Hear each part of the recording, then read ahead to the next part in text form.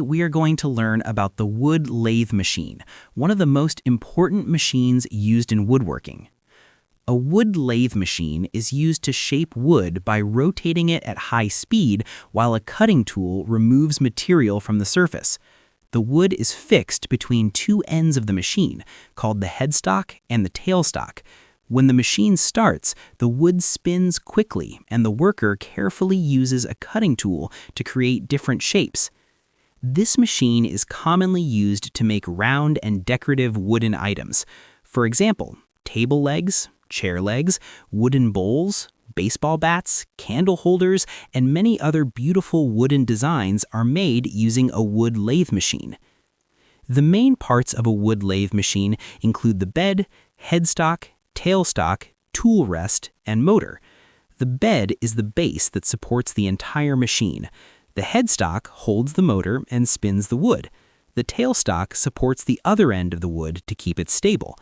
The tool rest helps the worker control the cutting tool safely while shaping the wood. Using a wood lathe machine requires skill and attention. The operator must hold the cutting tool firmly and move it slowly against the rotating wood. If the tool is used correctly, the wood becomes smooth and perfectly shaped. Many professional woodworkers use this machine to create artistic and decorative pieces.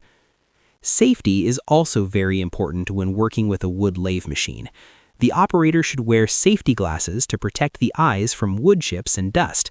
Loose clothing should be avoided, and the machine should always be used carefully. In modern workshops and furniture factories, wood lathe machines play a very important role. They help craftsmen produce accurate, smooth, and beautiful wooden products quickly and efficiently.